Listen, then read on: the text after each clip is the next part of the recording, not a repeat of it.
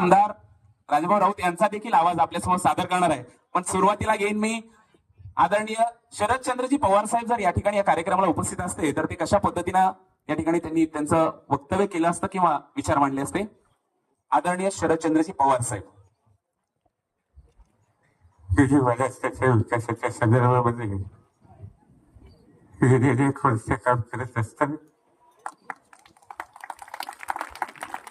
एक विशिष्ट पद्धतीचा अभ्यास करत असताना एक रोबोट अशा पद्धतीचं यश हे जरी मी राजकारणामध्ये मिळवलं असेल तर मला असं वाटतं जिजाऊ गुरुकुले देखील त्याच पद्धतीचं यश या ठिकाणी त्या बार्शीसारख्या तालुक्यामध्ये भगवंताच्या नगरीमध्ये या ठिकाणी त्यांनी मिळवलेलं. आज अतिशय आनंद वाटतो की अशा खेडेगावामध्ये सुद्धा अतिशय गोरगरिबांची मुलं त्या ठिकाणी पुढे शिकून मोठी व्हावी आणि एक दिशा क्षेत्रात द्यावी असं गाडगेच त्यांचं म्हणणं होतं.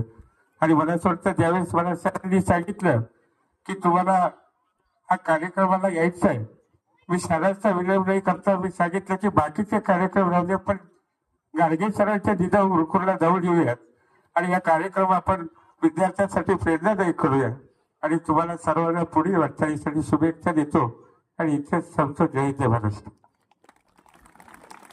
आता सन्माननीय आमदार राजेंद्र राऊत साहेब जर या ठिकाणी आले असते तर ते कशा पद्धतीनं बोलले असते बघा. आज या ठिकाणी तुम्हाला सगळ्यांना सांगू इच्छितो बार्शीचा भगवंत आपल्या पाठीशी सुद्धा उभा आहे आणि खऱ्या अर्थानं सांगतो आज 15 ऑगस्ट स्वातंत्र्य दिन आहे. पण मला या मुलांसोबत आल्यानंतर माझा 15 ऑगस्ट आठवला. मी ज्यावेळेस शाळेला असताना तुमच्यासारखाच मी सुद्धा सकाळी आवरून सगळं काय असेल ते आदल्या दिवशी गणवेश सगळी स्वच्छता करून तत्पणानं आपल्या सकाळीच मी झेंडावण्यासाठी जात होतो.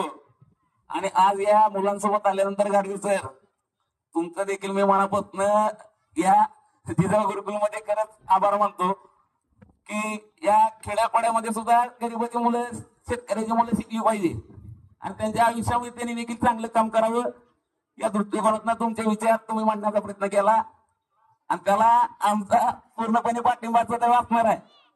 आता माझे भाऊ या ठिकाणी आलेत.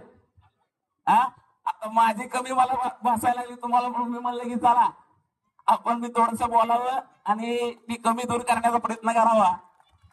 आता जास्त काही वेळ घेत नाही. मुलं लय तात्काळेत सगळ्यांना त्या ठिकाणी आराम पाहिजे. पण या झेंडावंदनाच्या निमित्तानं 15 ऑगस्टच्या निमित्तानं आपण सर्वांनी मनाशी दृढ निश्चय करायचा आहे की तुम्हाला आयुष्य